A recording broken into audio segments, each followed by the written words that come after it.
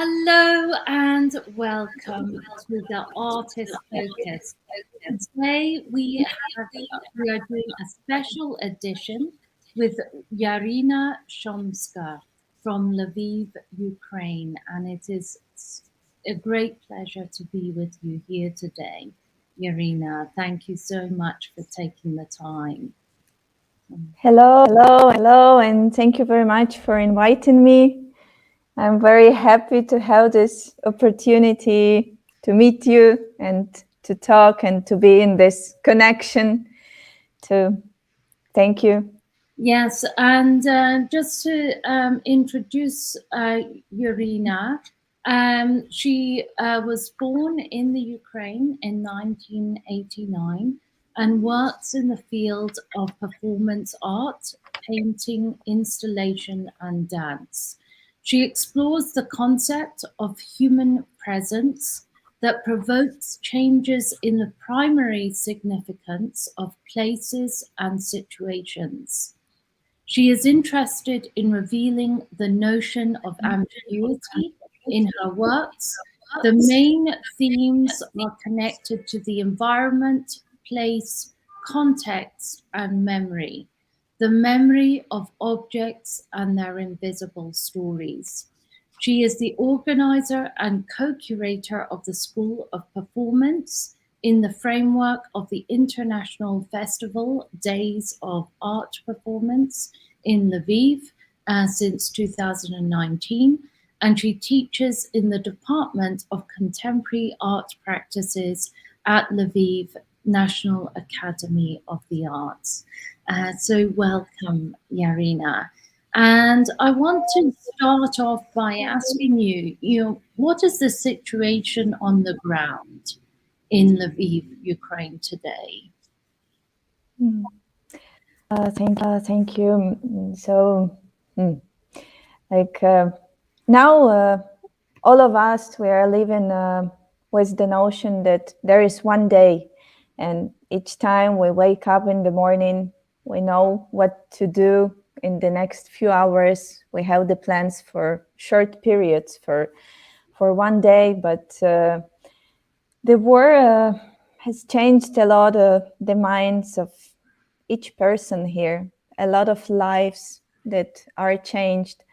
And of course, a lot of people from the cities from the eastern Ukraine, they were obligated to change their lives at all. They have lost the house, they have lost families, and the members of their families too. So I'm sure that you can see a lot of information in the news, but usually it seems as so far when something happens somewhere. But actually, we didn't expect that one day you will get up in the morning with the call of, for example, like me, it was my mother who called me, and I saw it. It was at 7 a.m. and I just heard it. Yaryna, wake up, come here. They are bombing the whole Ukraine, and it was a kind of surprise that in a 21st century, in this contemporary world, something like this can happen, because we have so many opportunities to be in war, in the war with information, with technologies, with economical stuff. And now we can see that anyhow, there are the people who need blood, who need death, who need to kill somebody.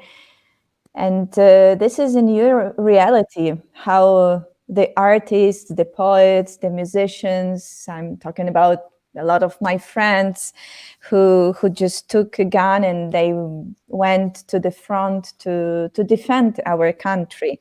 Also, many people, especially many women here, those who, of course, those who don't have children, who are able to be responsible maybe just for yourself. We are trying also to study how to work with a gun, how to defend ourselves, and I was never thinking about taking a weapon to my arms. I hated the films with the killing, with everything like this, but suddenly in one day you understand that there is no other option, and it's not about to kill somebody, it's to defend yourself, to defend your family, to defend your children or the children that are around you.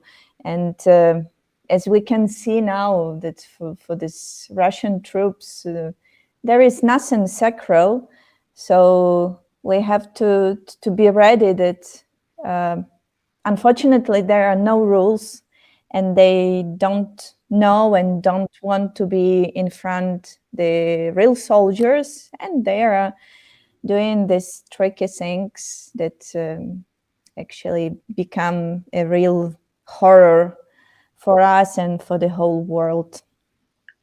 Yeah, and we were talking in our conversation on Thursday, when you walked for an hour through Lviv, about humanity, like, and how you are, in this moment, question what is humanity? I was telling to Karen that the last project was which I was applying to the Ukrainian Cultural Foundation. This is the big, the biggest organization in Ukraine who is helping for cultural workers and to support artists. And now, of course, everything stopped. But the last project was it was called The Real Human, and this idea for me was actually it is important, and what I'm working with during last years. And at the beginning of the year, of course, I had other feelings. It was more about the people, like those who are working in the museums, for example, usually the workers who are just standing there and looking, observing around, is everything going good? And here usually we have the old women who are working with this. And for me, it was interesting to see how this simple person, how is this, that it's not just a person, it's not just a woman, but also it's a human, and it's something very sacral. If we talk about feelings, if we talk about emotions, sensations, and now this humanity just entered up. And during last almost 2 months, we can see so much touching points, so much touching things, that the Lviv, the city where I live, we have a chance that there is not so much bombings. There were a few explosions, but from one side, we can say that this is kind of safety place in Ukraine, but if to be honest, there are no safety places in Ukraine, no region, no village, nothing, because everything can fall down everywhere. But there, for us, it is a big lesson how to be a human now, how to help each other. And during the first days, when the trains, the buses was people, was women and children came here, and they were on the railway station. How, of course, the first days it was kind of mess, because nobody expected the thousands and thousands and thousands of people, and we had, everything was very fast. You had to organize everything, to organize food, to organize some places to sleep, some houses. But day by day, it was a natural wish to help. And after 1 week, everything's already strict and organized, and looking for some ways how to help, how to talk to the children. Also, I know that a lot of people, especially always also among those who are students now, they were helping a lot on this railway station, for example, and they were spending time with children, like doing some drawings together and trying to help even in this simple way. But also it is important, and it was important. And all this situation changed a lot for us. Like first 2 weeks we had kind of like stop of everything if we talk about some work. But after 10 days in Art Academy, our administration asked us that, anyhow we have the possibility here. Yes, it is difficult, it's not comfortable to work in this kind of situation, but we have to continue and we have to try, because if we do not believe into the future, then there is no present, there is nothing, there is no life. And for us now it is our mission how to continue. And of course, the ideas and the topics of work that how we started the semester with the students, it changed completely. And also the ideas of the projects for the students. Some of them, they say that, sorry, but I'm not able to do something now. I can do some just technical, repetitive things. Other people, they are trying to look on the everyday life, but try to see how is it now, where is this human there now.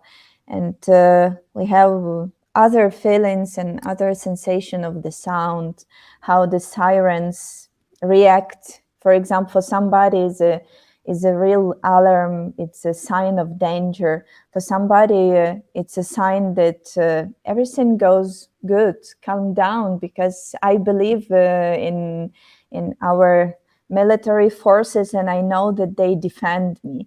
Like somebody tells that I feel the sound, I'm enjoying the sound of sirens, like when I have to run to the shelter, I'm listening to it, and it's kind of an amazing concert. Like so many strange things happen to the people. I'm describing now the stories of the students. What are they talking about? What are they telling? Also, some of them are asking, what is home for me? Where is my home now? And we have the students from Kharkiv, from the eastern city, because there still is an art academy. But a lot of professors and a lot of students came to Lviv, and now we are collaborating, and a lot of students are studying in our academy, in our department, and we are trying to combine our programs and trying to do our best in both ways. Also, how do we react, and how do we look at the windows now? As usually the window was something happy, something that gives us light, that gives us energy, and now it's a sign of danger. So also the ways, how do we protect it? How do we work with it? Like each one tries to find some important question for itself, for himself, and we are working with it. Also, it was very. I just want to interject there because I just want to give a bit of context. The war started on February 24th, and tomorrow will be the 2-month anniversary. And you are currently teaching at the academy and working with students who have come from the east of Ukraine and have experienced, you know, extreme levels of violence, and, you know, are coming and are very traumatized. And I didn't realize actually that you were collaborating with the professors from Kharkiv as well. You know, and so you're really, and I want to like the bread movement in the US was also a you know, an kind of an anti-war organization, and in these extreme situations of emergency where humanity has where, you know, it's absolutely essential that we come and we work together collaboratively. And I think that's fascinating. Can you share more about how you're doing that at the academy and thinking about adapting the curriculum in this time to care for the students who have been through this trauma? Yeah. Actually, about collaboration with the professors of this other academy, Kharkiv Academy, we don't collaborate in a way of teaching because they are placed, they live in the space of academy, in the in the rooms, in the classes there, but they teach online or in the way that they can with those students. Some of the students, but those who have diplomas, they are collaborating with their teachers. But we mostly like teachers from Lviv Academy, the students, they are shared between our departments. And for example, in the departments where department where I work, we have now 14 students, and some of them are also not only from the art academy, but from the university that it's a filmmaking university, filmmaker. And for us, it is a challenge because we do not work with the film in this way. We're not cinema directors. We are visual artists. And our first meeting, it was a bit strange, of course, because we didn't know what do the students expect of us, and we just try to explain what we can share with them, what is our experience, what are we doing. But the atmosphere, it's really very good. We, like, both sides were very open, and we decided that for us, it's a kind of laboratory, it's an experiment, and we will share the best what we can. And the students are really excited, and they want to learn something new. And we decided, if the life gives us this opportunity, maybe in other side we could never choose this Lviv, I mean the students, they could never choose this Lviv Academy with the teachers as us. And but now if they have this opportunity, yes, that's the best thing, to use this experience. So after this months of collaboration, I'm really very, very happy that that we met and that we can do something together. And I have only the best impressions of what we are surviving together. And also it is important because like before, the students that were here, that were studying here already, they are also from the whole Ukraine. They are not only from the western part, of course. They were from Kyiv, from Dnipro, like from really south, north, east, center, west, from the mountains, from other parts. And there was always a mix of people. And but we can see how what happens in the durational form, how this kind of teaching is going, how the people are changing, what are they thinking about. And now just here in one minute, you can see how everything is changing, and what are the ideas and experiences of the students from other academy, how are they flexible finally, and how are they open to collaborate, to do. And yes, of course, they are different because the educational process is a bit different. But as a result, after even months, actually we had this kind of let's say exam when we are they have a kind of exhibition, and they are telling how is it going, what are they doing. It's a consultation too, it's kind of talking, and actually they are working. And I'm sure that it's a big effort for them. Like some of them, sometimes they come into the class and tell me that, sorry, I didn't prepare anything, but there is 10 days that I can't call to my father, but I can't talk to him, he doesn't respond. And of course, it's very difficult to think about something else in this situation. But after sessions, we think, we talk, and I'm telling, but maybe this is your work too. So even this in potential thing that you can't do anything else, so you can do something with your phone. And it was just an exercise during the work, during the class.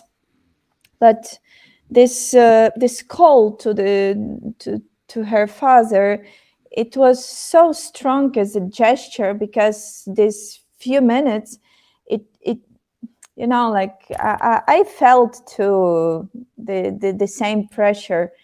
So sometimes art is a therapy for sure. Sometimes it's a kind of expression. It's the possibility to say something more, even that what we can say was word, what we can say was voice. So we are like balancing all the time with this. Oh, sorry, but I don't hear you. Sorry, I put myself on mute because of the noise outside. But this kind of need to be flexible in these situations. And I was interested to hear about how you're kind of treating it as a laboratory. And I've worked with students on the west side of Chicago that experience a lot of violence. And some of them, you know, because of the trauma that they've lived through, have lost their voices. Mm-hmm. And through many years of work, I was able to hear their voice through the workshops. And I'm wondering, you know, what performance and dance and movement are really, and embodied practices are tools that we can use to recover from trauma. And you talked about one of the students the other day drawing as well. You know, these are all tools that we can use to a lot, you know, as an expressive tool, as you're just saying, as a form of therapy. I'm intrigued to know what kind of skills you're using with the students you're working with at this moment, or what has popped. Mm-hmm. Like in some groups, we have performance for the first time. It's the like first semester, first months, and especially for the people who came from Kharkiv, for them it's the first experience in this genre. So we just started from the beginning. How can we work with the space? What does it mean, a place? How did it change for you, the place where you were, the place that you know? And here there, a lot of them are for the first time here, for example, in this city, in this, no, of course, in this situation, and also the context, because there is another student who started to work with the words, because the words have changed the meaning so much now. Like some parts, like very common words became like that. Something flew to us, like of this word fly, but when we say something flew, it doesn't mean a bird or something. It's about bombs, and it works in the way of information, in the way of common talking, like of everyday talking between the people. And there are a lot of the words like this. So she started to play with this, how the meanings of the simple words have changed just in actually a few weeks. We didn't use it before in this way.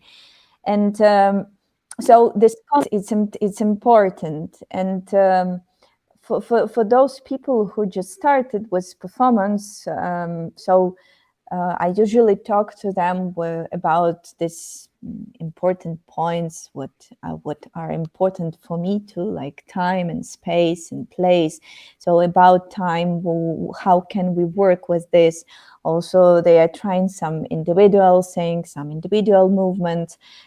Some, like today's on Wednesday, or it was Thursday. Oh, okay, on Wednesday we had a meeting, and two of them, they showed how what did they do. They did a performance in their dormitory, and it was a duo. They worked together with some candles, and they invited other people. So for me, it's important that this first impulse, it did something to them. It gave them the wish to collaborate, to try it, to do it together. And also it's important to do it in public, because one point is to do it when you have a teacher, when you have a group, and other thing is to have this real public, when you never know how to act. And they organize these discussions together. Also in a dormitory, they have organized a space, I mean the students, the space for their exhibitions. And it's like parallel life, that sometimes they invite us and someone else, sometimes it's just for them. So it's a sacral space, but I'm happy that they are trying, they are touching, like pulping some points, what to do together. Some of them come with some sounds, for example, sounds or photos that they recorded before the war, and how they try to combine this stuff with the real situation. How is it now? So really, there are so many ideas, so many wishes, so many conversations, what to do, how do it better. And it's a bit difficult to do some conclusions when you are inside of it. Of course, we need some more time to understand how it happens. Are there some rules? Maybe there are some points that we have to divide in some sections. I don't know, that we can organize. Some people are working in this way with this topic, somebody's working with this. I cannot do it now because we are just in the flame, let's say. So, but there are it's also, we can see the characters now of each artist, each people. If talking about the, like my friends, the other artists here in Lviv, so some of them are working very fast, who are very reactive. They use the techniques that are also reactive and fast, like aquarelle, and they are doing some drawings.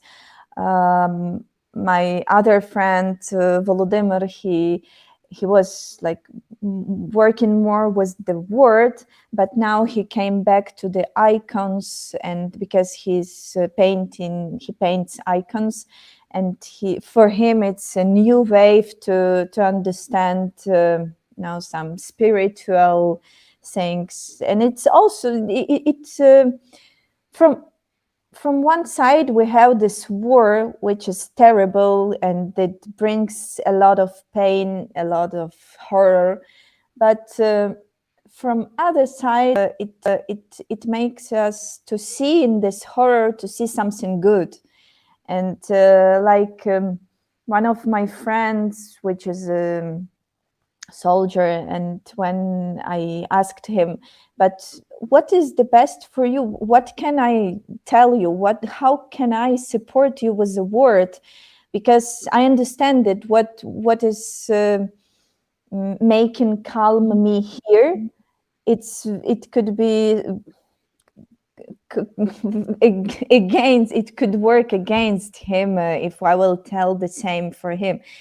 But he told me that if you will repeat me or just remember me that there is something good around me, it will help, because sometimes we forget about it. And for me here, it was like, but is it maybe too banal? Maybe I need to find some better words. And he told me, no, just tell it to me. I'll be happy.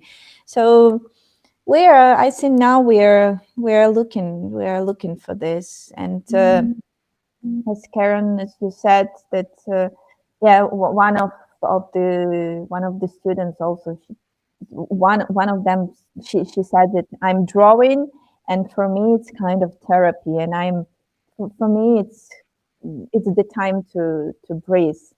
Other girl, she said, I'm not doing anything else, I'm just drawing all the time. And when I asked her, okay, but can I see it? And there are really amazing drawings, but so sensitive. So they are abstract, but you open it, and in this line, in this movement, you can feel this energy. Yes, of course, it's a different energy of when the people who are under these bombings or who escaped from this, and for those who are here now in this kind of calm city, calm time here. But actually there is a nerve inside all the time, and sometimes we feel guilty that we are under this, like that we have the opportunity to look into the sky, and we can see the sky, even the sun here, because many people just can't do it. They can't look into the window. They are in some shelters where everything is dark and cold. So, and it's very strange, because it is like a parallel life where we just live, that we can observe. And like today I've met my friend, and we just took a coffee for a while talking, and we were discussing it, that it seems to be in a film of the Second World War. Like yes, we are in the same city, because Lviv survived the Second World War, and there are a lot of films, and we saw a lot of films where the same streets are there. And now we are here, and like it's the same sound, the siren today, and we just entered into this old building, like with our coffee. And really, it's so cosmic sometimes. So but in the same time, while we can observe it, while we can live it, it's I think it's a big chance that we have to appreciate that we are alive and we have strange but very interesting life now. And only the siren from the telephone that tell us, wait, you are in the 21st century and come back. Let's see the future. It's unbelievable, isn't it? You know, and going back to this sense of time and space, and we were talking about this in our earlier conversation about how time is so important to your work. And is there a particular piece that you would like us to show, or do you want to talk through some of your images? You know, there was a piece that you did right as the war happened, as the Russians invaded the Ukraine in 2014. Would you like to share that work? And because I think in terms of how we respond and start to process our work in the context in which we live, I think that's an important work to maybe share. Yes, in 2014, I was in Poland, and it was a festival. It was near the sea because it was in Gdansk on the north of Poland. And this work, actually, what I was telling before a lot that I'm not trying to work with some political themes, political topics, or I'm not doing some political actions. It's more about actually the human, what we feel, what we bring inside of us. But this work was really important in a way of this political context, because it was in 2014, and it was the moment when Russia just started to do some actions in with the Crimea Peninsula. And as they said in that time that, we are not there. No Russians are in Crimea. Like there are in the news, we had all the time the title green people. What it was, green people? Like, I think somewhere abroad, somewhere from the outside, it was not so sensitive, but for us, green people. We call the unknown flying objects that there are green people inside of it. But what does it mean here? Why we can't call the real people with the real names? But Russian troops, they didn't do it. They would not. They didn't want to say that they are there. And this situation, like made me ask myself, how do I feel with it? It's like everyone can observe what happens, everyone can see what happens, but in the same time, it's like some barrier, some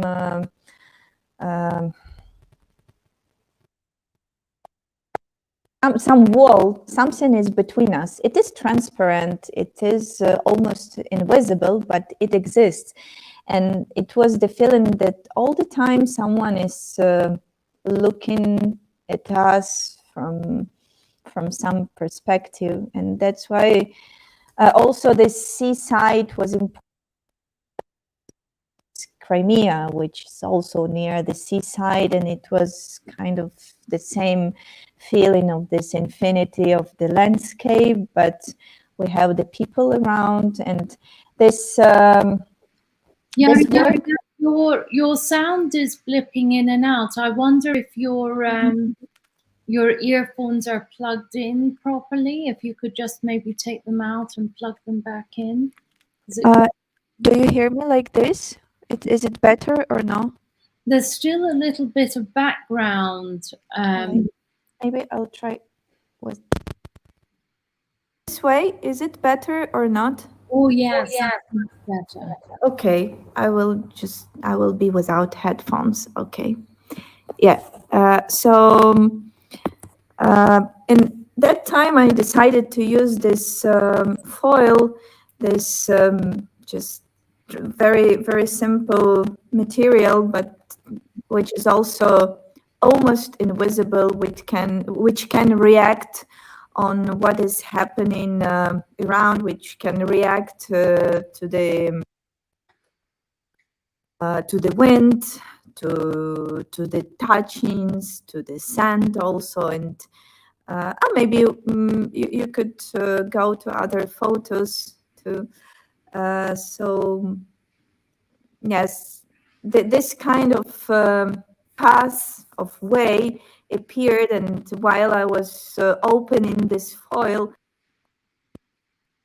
it seemed to be like a dance, but this dance became this looking at somebody by doing the holes in this material, and step by step, these holes became like the holes from the shoe. Like this work has a lot of allusions to what did we feel while we are in Ukraine. How did we feel with this situation? How did we feel with this situation in Crimea? How it became like other country with other money, with other language, other government, but until the end, it was never visible.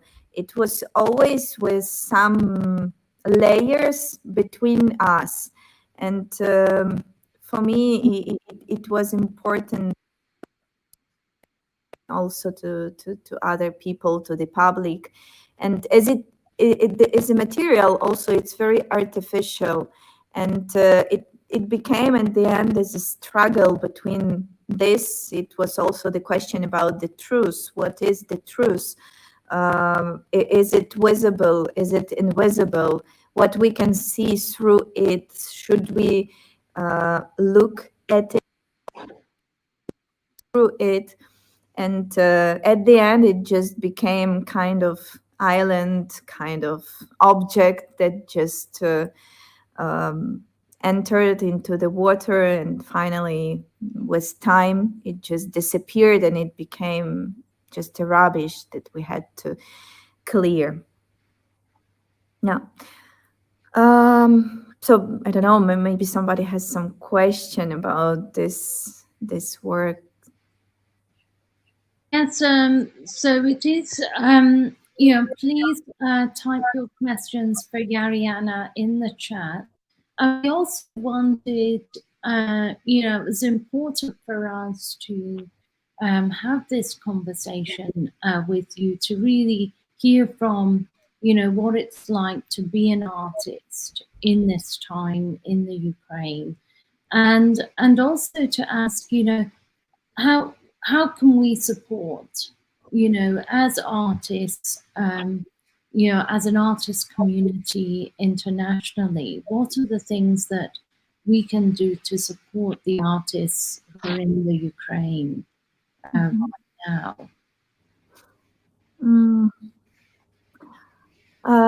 That's true that a lot of women artists, because for the men it's not allowed to go out from the country for the moment, and a lot of women artists, they especially those who have children, it's very difficult to be here with children, like running all the time up and down with the sirens, and we can understand it. So while they are abroad, They are trying to be in some residencies. For example, my friend Teresa Barabasz, she's now in the residency in Poland, and she's doing an installation, and she's trying to express her feelings in this artistic way. And it's very, and also this is only one example. Of course, there are many other artists in Europe, maybe in other countries, those who are working now, and like a lot of cultural workers, they are doing a lot of stuff to help to organize some international exhibitions, auctions, some events, to support Ukrainian tradition, Ukrainian culture. Some museums also, or galleries, they send the artworks to other countries to save them, save them from bombings, from the missiles, from explosion, like, or just to not to be caught by Russians and be sent to Russian museums. And what they, we had this history, these stories many times, and we know how does it works in this way.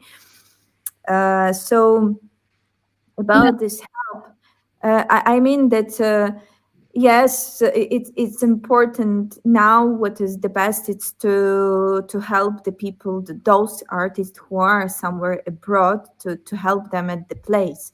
But of course, there are, I think, maybe most of the artists of the people from art and culture, they are here, and for us, it's important to be here, to feel it, maybe also to live and to help immediately, also even to work with children, for example. It's very urgent thing now. So, but I think now for us is what I feel. For example, I feel that this is my mission to have these conversations, to have these contacts and connections with the other people, to have this exchange and to share like my experience, what I have now, but also to listen to you, to know, to remember that this is there is other part of the world and other people in the world who have another experience, who live in also in let's say peace. But we have, I think that everybody now have this different sensation of peace in the contemporary world, and we understand that everything is changing so fast and so immediately. And I don't know if for us, if it would be possible one day you start again planning something for 1 year or 5 years, and think so much far about the future. But to know that that we can collaborate even now, and this collaboration, I think this is the main point, even in the situation where we are. What you can do, maybe if we could even plan some events, some conferences, some maybe exhibitions or projects together, and of course, you can involve Ukrainian artists and to give them a piece of this stage for them, for our voices, for our works, for us, to give us the possibility to be seen and to be heard. I think it's very important. What we experienced, like few weeks ago, it was actually it still is, but in the countries like France and Germany, it was very, but it is everywhere, but more or less that there were many propositions to put together Ukrainian and Russian and Belarusian artists and talk about some brotherhood and some conversations about peace. So I really insist not to do it because it's not a good idea. I'm sure that one day we will need this kind of conversations, but it's not now. While our heads are in the mouths of this crazy lion, we will not talk about peace in this situation. It's impossible. But if if you want to, and if you want to help, just be in touch with us, and give us the opportunity to talk, to show what we have, to show what are we feeling. And also, like what I see between my friends, some of them are very active now, and they are like creating something about war very fast, and it's just yes, it's now, and like active now. But there are a lot of people who need some time to understand, to put it should go through, and only sometime we will do something, some like it. Sometimes, like last time I was talking to my friend who's working with video art and some mixed media.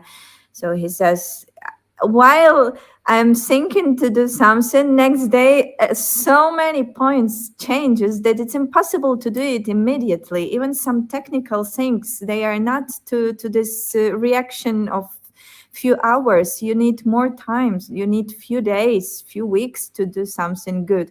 But I'm sure that with time, like now we have one reaction in a month, in a few months we will have some other kinds and other works. And for us, it's really important to have the connection with the world, with other communities, with other organizations.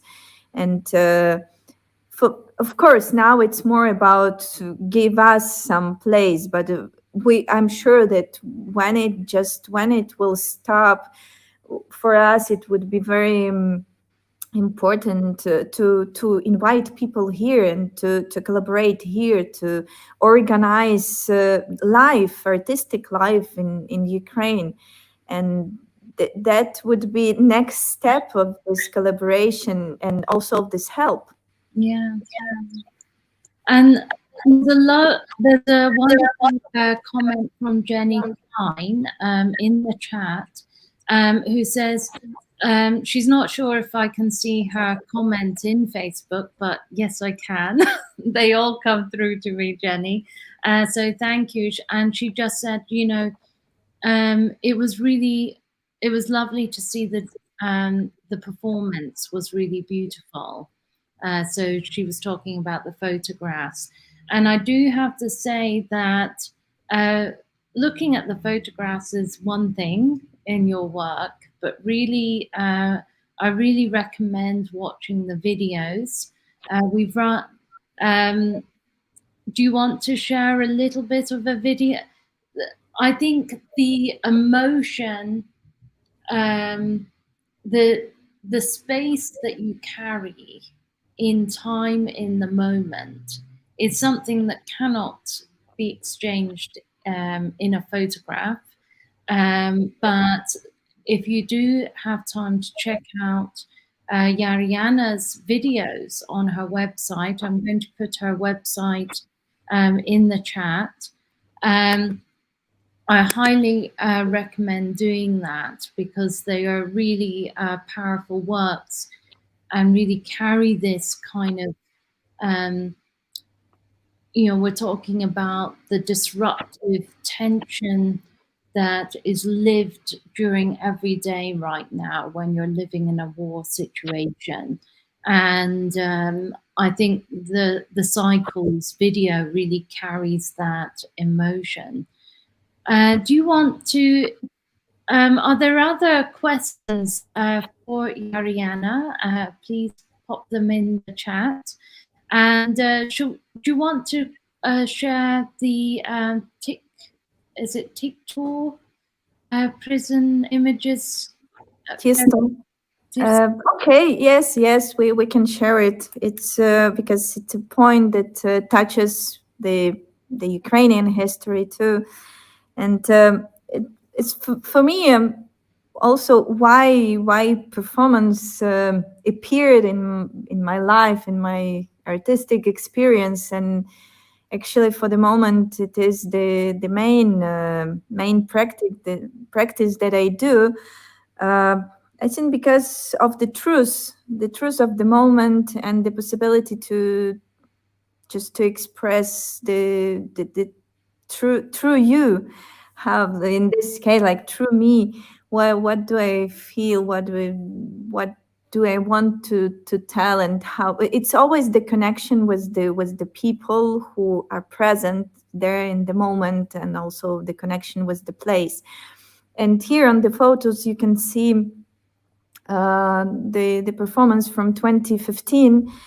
There is a unique, the only prison museum in Ukraine, and now it is a museum, but it's about memory of Ukrainian people, and it has a really terrible history, because it was a place where Ukrainians, Polish people, also Jewish people were catched and were caught.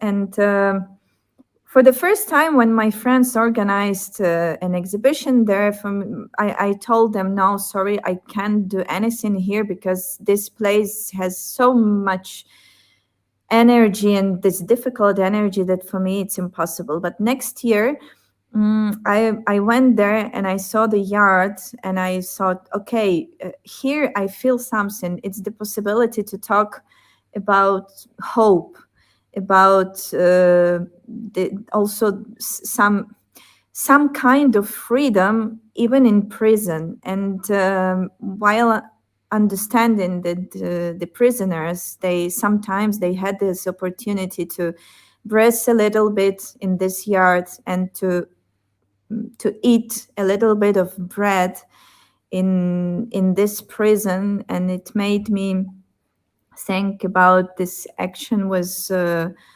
flour and water. And also this water, it was important because one day before, it was a heavy rain in Lviv, and I just put a jar near the tube that leaded through the whole building, and there was a hole in the building, and the water, this rainwater, went through all the building and just went into this jar. And I took this this water was this memory of this water that took all the memories of this building, and of this dust, of this people too. Somehow they are still there. And I was doing the bread of these two ingredients, and it was in this yard with these people, like very simple action. But for me, it was also sculpting, important to sculpt the presence, also this memory. It was kind of commemoration of these people who were there, because usually there were those who were supporting Ukrainian idea, the idea of united Ukraine, of also who was not who didn't supporting the ideas of freedom. And many poets, many artists, or political dissidents were there, and different periods of Nazis, of Russians, were the main people of this prison. And here at the end, you can see that I put this doll on the wall, and it became kind of sign. It was not just a sign of bread, but also like sign of shooting, like a shoot. And with time, it disappeared, but it was like the life of these people. These traces are there all the time, but mostly they are in our memories. And while we are bringing it in our hearts, while is in during this they are living and they are present. And also for us it's important, the idea of free Ukraine, and it is alive and we believe in it very much. Yeah, and there's a last comment in the chat from Martine Vial. I know she very much wished to be here with you today. And she said, "Thank you so much, Yaryna, for being here. Your message of hope, courage is very important." And that brings us to the end of the last artist focus in the spring session. And we will be this year for the flow, for up and coming Flow, Embody, Insight Symposium, we are going to be holding open forums to talk about the current situations that are happening across the world, in Myanmar, in Sri Lanka, and Yemen and Sudan. There are violence is, and it is here in the town that I live in Chicago. And so we are very, cognizant of how we live through the precarity of these situations. And I want to thank you, Yaryna, for being with us today and sharing the personal stories of what it's like to be on the ground. And I think how the Academy has pivoted to embrace other students and other academies from around Ukraine is a fascinating story. And this kind of living with these empty museums that you shared, because all the artifacts have been shipped elsewhere to protect them at this time, was a very ghostly story. But again, to finish with the prison and how these traces remain and are ongoing, not only through our own bodies, but through the future and the past. And as Odon Oromelade said last week, time is circular. So I do want to give everybody a little taste of what's coming up in the Flow Symposium. And so I'm just going to bring up some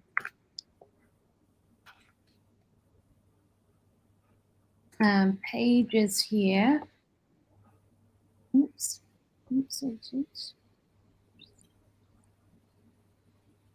Let me switch to,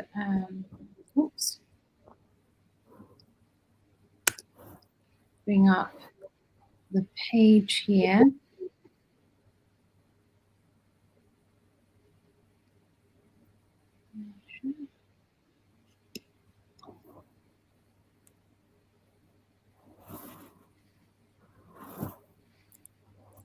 So we have got a very exciting lineup at this year's Flow, Embody, Insight.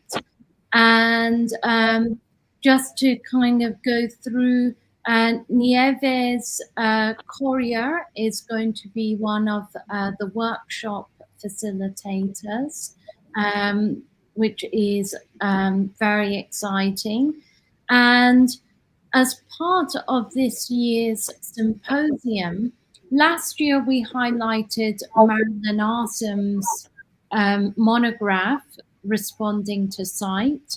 And this year we are going to be highlighting the monograph of Alistair McLennan.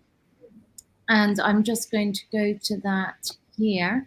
And symposium participants will be able to get a 30% discount with the with Intellect books.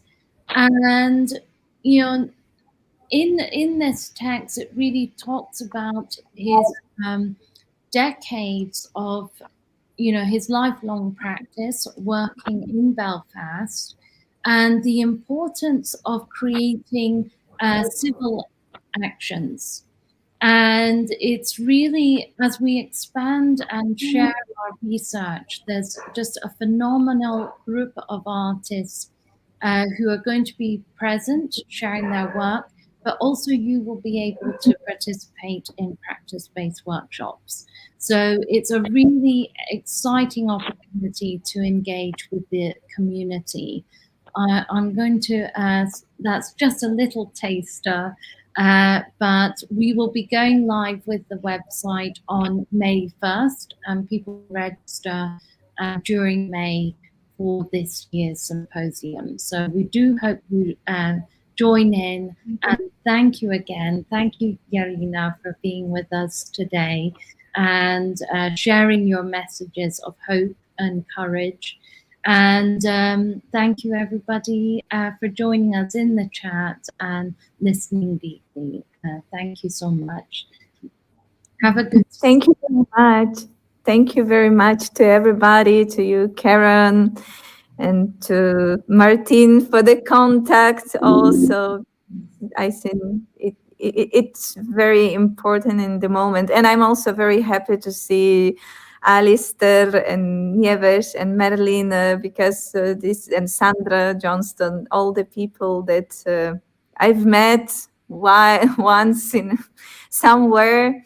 And also Sandra and Alistair, they were here in Lviv in the festival. So this is that could be another conversation, how much they influenced young people here, and a lot of artistic groups appeared in Ukraine, in Lviv and Kyiv, and now they are developing performance art here.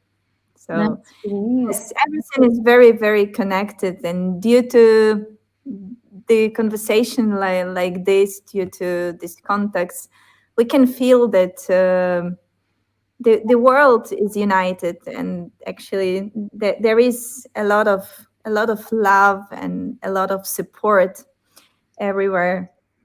So thank you very much, and I hope that the next time we could meet in better circumstances, and I hope one day to have you for real. Yes, I mean the jouissance of live performance. We're all deeply exactly in space together. But I think this message of love and that we are all connected is so vital and important. So thank you so much. Thank you, everybody, and have a lovely Saturday. And thank you, Yaryna, for joining us. Thank you. Bye-bye. Big hug.